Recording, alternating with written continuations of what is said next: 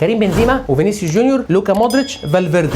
الرباعي ده يعتبر بره الضغط لان هم دايما طايرين لقدام وزايدين هجوميا، فسايبين بس اتنين في عمق الملعب اللي هم كروس وكاسيميرو. الكره طويله بشكل عمودي من لابورت على فودن اللي نازل يستلم ما بين كروس وكاسيميرو، فساحب معاه ناتشو، خرجه من مساحته في عمق الدفاع ونقل الكره على برناردو سيلفا. المفروض والطبيعي ان جابرييل جيسوس يبدا ينطلق عشان يستلم الكره من برناردو سيلفا، لكن ده ما حصلش. بسبب ايه؟ بسبب ان كان في بطء كبير جدا في الخروج بالكره من لعيبه السيتي. جابرييل جيسوس اهو، بص بقى فودن تاني عمل ايه؟ فودن لان اللعبه اتقفلت رجع تاني تمركز عمق الملعب، اللعبه ناحيه الشمال للسيتي، فراح مال على ميليتاو وبدا ياخده وينزل لتحت، خده ونزل بيه لتحت، فاتفضيت مساحه كبيره ما بين كارفاخال وما بين ناتشو. بص هنا برناردو سيلفا بيطلب الكره بتحركه في المساحه اللي فضيت، لكن جابرييل جيسوس مرر الكره بشكل وحش جدا، مررها لبر قوي قوي قوي زياده عن اللزوم، وكانت ضعيفه زياده عن اللزوم، فطلع كورتوا خدها، فاتقفلت الهجمه واتقفلت اللعبه.